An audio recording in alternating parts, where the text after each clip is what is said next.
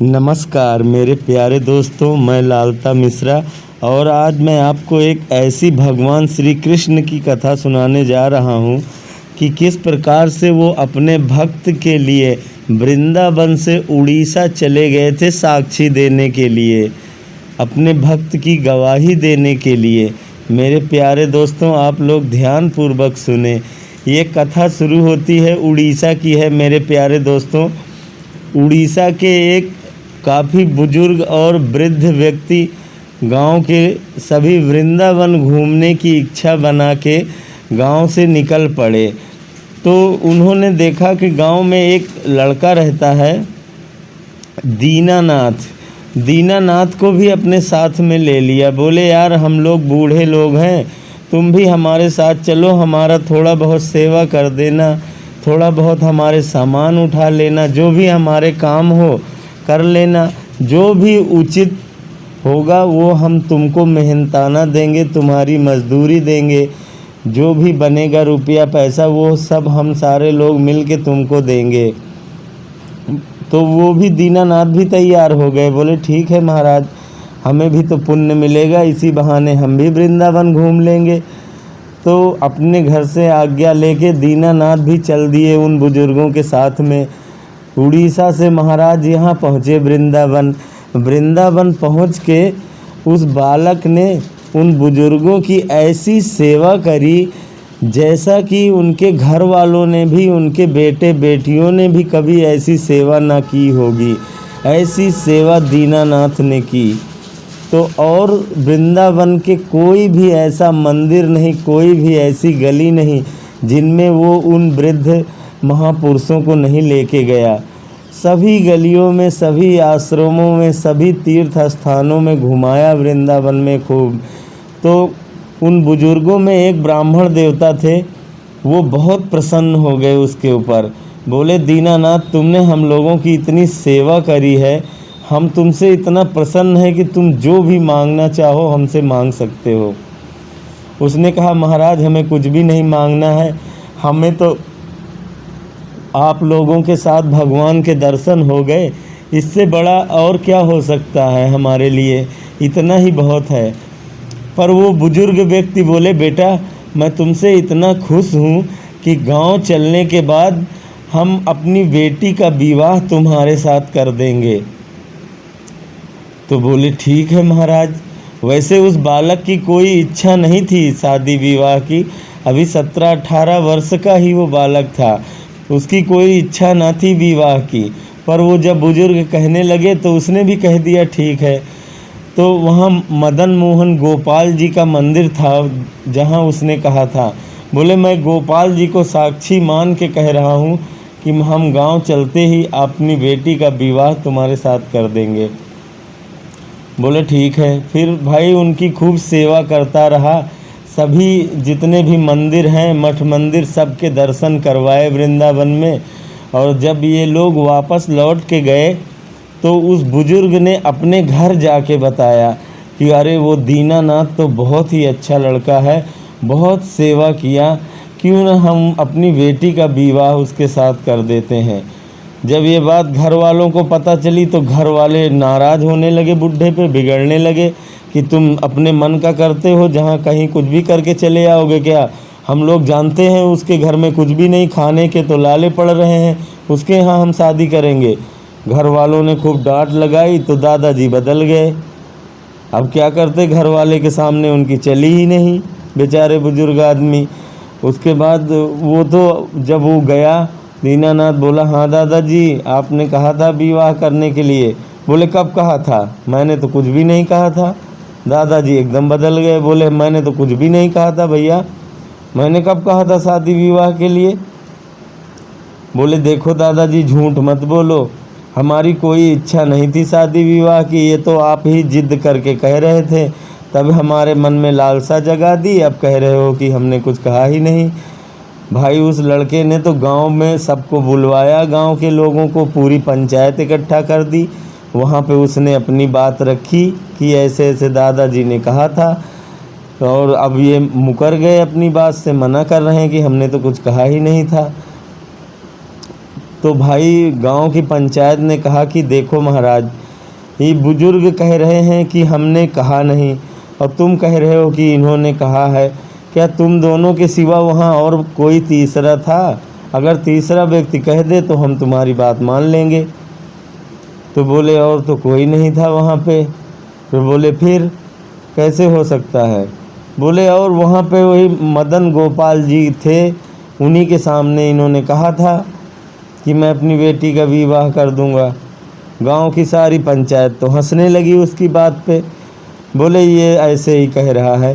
तो उसमें से एक सरपंच जी उठे, उन्होंने कहा फिर एक काम करो कि अगर मदन गोपाल जी आके कह देंगे कि हाँ उनके सामने कहा है इन्होंने कि अपनी बेटी का विवाह कर देंगे, तो हम सारी पंचायत तुम्हारी विवाह करवा देंगे। भाई ये कह के सारी पंचायत तो उठ गई, सभी अपने अपने घर चले गए। अब वो बालक वहाँ इतनी दूर उड़ीसा से फिर लौट के आया, वृंदावन आया, मदन गोपाल जी के मंदिर में गया। वहाँ जाके बोला महाराज वो दादाजी तो बदल गए, उन्होंने आपको साक्षी मान के कहा था कि वो अपनी बेटी का विवाह करवाएंगे, आप इस बात के साक्षी हो और आप ही हो और तीसरा कोई भी नहीं था आपके सिवा प्रभु, इसलिए आपको तो हमारे साथ चलना ही पड़ेगा। और भाई वो पकड़ के जिद बैठ गया वहीं पे। अब भगवान क्या करते, कुछ भी नहीं बोल रहे थे। पूजा पाठ हो गया, गेट बंद हो गया, अंधेरा हो गया, रात होने लगी।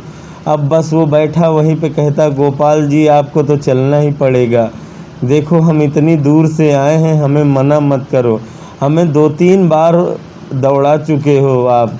मैं पहले आया उन लोगों को लेके, अब फिर उन लोगों को लेके गया, अब मैं फिर वहाँ से भाग के आया हूँ, अब मुझे अकेले फिर जाना पड़ेगा, इसलिए आपको हमारे साथ चलना ही पड़ेगा।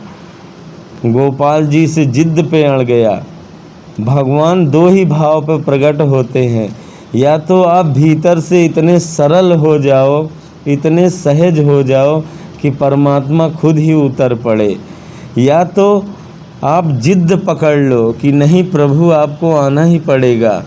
तब परमात्मा फिर वो जो मूर्ति रूप है वो सचेत हो जाती है, उसमें चेतना आ जाती है, वो बोलने लगती है, देखने लगती है, चलने लगती है। अपने भक्तों के लिए परमात्मा कुछ भी करने को तैयार हो जाते हैं। मेरे प्यारे दोस्तों, जब वो ज़्यादा जिद करने लगा तो मदन गोपाल जी से रहा नहीं गया। उन्होंने कहा कि अरे कहीं मूर्ति भी चलती है क्या? तू पागल हो गया है, इतनी दूर से दौड़ा दौड़ा आया है, क्या तुझको पता नहीं है कहीं मूर्ति चल के जाएगी क्या? तो उसने कहा कि मूर्ति बोल तो रही है महाराज, जब मूर्ति बोल सकती है तो मूर्ति चल भी सकती है। अब तो और पकड़ लिया उसने जिद, बोले नहीं हमारे साथ चलो, हमारे साथ चलना पड़ेगा तुमको महाराज, वहाँ हमारी कोई बात मान नहीं रहा। और वो दादाजी ने आपको साक्षी कह के कहा था कि मैं मदन गोपाल जी को साक्षी मान के कह रहा हूँ, इसलिए आप ही गवाही है, आपको तो चलना ही पड़ेगा प्रभु। ऐसे रात होने लगी, आधी रात बीत चुकी थी। भगवान बोले तू तो बड़ा जिद्दी है भक्त मेरा, पता नहीं कैसे हो गया, तू इतना जिद पकड़ लिया। अच्छा मैं तेरे साथ चलूँगा तो, पर एक बात का ध्यान दे ले भाई, मुझे भूख बहुत लगती है और रास्ते भर खिलाते पिलाते चलेगा तब तो मैं तेरे साथ चलूँगा। और दूसरी शर्त है कि तू मेरी तरफ देखेगा भी नहीं, जब भी मैं पीछे से आवाज़ लगाऊंगा मुझे भूख लगी है तू रख देना और बस चलते चलना, मैं साथ में हाथ में लेके खाते पीते ही चलते हुए चलूँगा, नाचते गाते जाता हूँ मैं ललित त्रिभंगी रूप में चलते हुए जाऊँगा, तू मुझे पीछे मुड़ के मत देखना, वरना अगर तूने कहीं मेरी चाल देख ली तो फिर शादी विवाह का चक्कर भूल ही जाएगा, तो तू अपना गांव घर अपने को ही भूल जाएगा, इसलिए तू हमें मत देखना पीछे मुड़ के, ये ललित त्रिभंगी चाल मत देख लेना, वरना अपना जीवन भी भूल जाओगे। भगवान की ऐसी बातें सुन के वो बोला ठीक है प्रभु, जैसी आपकी इच्छा, चलो तो हमारे साथ। भगवान भैया कहते हैं मदन गोपाल जी उस दीनानाथ के पीछे चल दिए। अब महाराज आगे आगे दीनानाथ, पीछे पीछे मदन गोपाल जी चल दिए प्रेम से नाचते गाते हुए, ठुमकते हुए मस्ती में अपना। जब भी प्रभु को थोड़ी बहुत भूख लगती वो आवाज़ मारते, खाने पानी कुछ मिल जाता और बस चलते हुए चले जा रहे थे। तो जब उड़ीसा के करीब पहुँचे तो वहाँ समुद्र का किनारा है, तो थोड़ा रेत आ गई। तो रेत आ गई तो जिससे अब वो जो आगे चलता हुआ जा रहा था उसे ठाकुर जी के नूपुर की ध्वनि सुनाई देती थी। उसी को देख के तो वो समझ रहा था कि हाँ ठाकुर जी पीछे आ रहे हैं। और जब उस रेत मिला तो रेत में नूपुर पूरे रेत में संध गए, इसलिए बजना बंद हो गया। अब बजना बंद हो गया तो उसके मन में शंका हो गई कि कहीं ठाकुर जी कहीं लौट तो नहीं गए, कहीं खड़े तो नहीं हो गए, आ रहे हैं कि नहीं आ रहे हैं। ये सब देखने के लिए उसके मन में रहा नहीं गया बेचारे से। तो उसने पीछे मुड़ के जैसे ही देखा प्रभु को, एकदम ऐसे टेढ़ी चाल में जैसे चल रहे थे, जैसे वैसे ही टेढ़े खड़े के खड़े रह गए प्रभु। नीलमणि स्वरूप, हाथ में बंसी बजाते हुए प्रभु ऐसे खड़े रह गए। अब वो देख के बोला, प्रभु चलो, थोड़ी दूर और रह गया मेरा गांव, ये सामने दिख रहा है, चलो। बोले नहीं, अब नहीं चलेंगे, हमने तुमको कहा था ना कि जहाँ तुम हमको देख लोगे वहाँ के बाद फिर मैं नहीं चलूँगा। तो तुमने हमें देख लिया, अब मैं नहीं चलूँगा। बोले क्यों नहीं चलोगे, चलो थोड़ी दूर और रह गया। बोले नहीं, अब मैं यहीं हूँ, अब मैं इतनी दूर से आ गया हूँ, और तो अब जाओ गांव वालों को बुला के ले आओ। भैया भागा हुआ गया, पूरे गांव वालों को बुला के ले आया, चलो चलो चलो, ठाकुर जी आए हैं, मदन गोपाल जी आए हैं गवाही देने के लिए।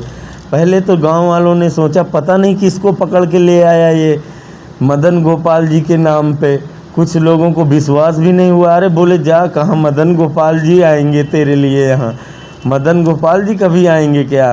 किसी को भरोसा ही नहीं था।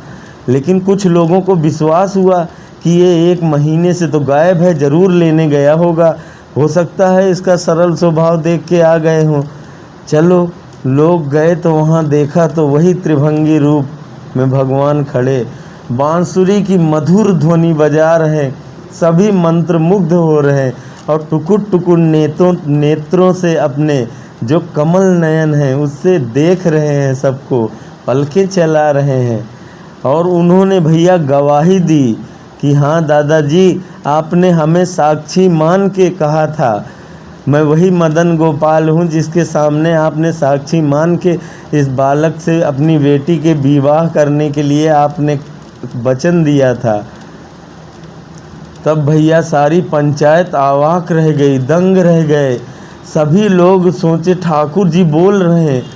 भैया अब तो पूरा गांव, क्योंकि सब वृंदावन वहाँ से आते जाते थे तो सब उनके भक्त थे, भैया जोर जोर की रोना पीटना शुरू हो गया कि अरे ठाकुर जी आ गए, इसके पीछे ठाकुर जी आ गए।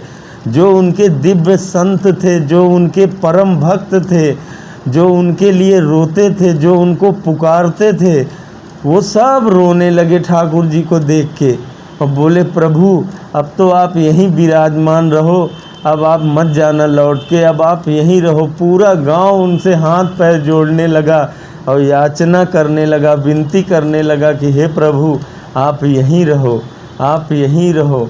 वहाँ के राजा को पता चला, राजा दौड़ा दौड़ा आया, उसने भैया एक सुंदर मदन गोपाल जी का मंदिर बनवाया और उसमें सभी पंडित पुरोहितों के आचार्यों के द्वारा उसमें भगवान की बढ़िया प्रतिष्ठा करवाई, मंदिर में भगवान को विराजमान कराया, स्थापित करवा के सभी गांव वाले इतना प्रसन्न होने लगे और उस दीनानाथ को सब धन्यवाद कहने लगे कि भैया धन्य तू तो भगवान को ही ले आया, हम सब तो भगवान के दर्शन करने को जाया करते थे, तू तो इतना बड़ा संत है, इतना बड़ा भक्त है कि तू तो भगवान को ही ले आया, धन्य है, तू भी धन्य है।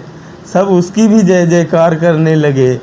मेरे प्यारे दोस्तों, ऐसे और साधु संत महात्माओं की कथा सुनने के लिए आप हमारे चैनल को सब्सक्राइब कर लीजिए। हम फिर मिलेंगे अगले वीडियो में, तब तक के लिए जय श्री राधे कृष्ण।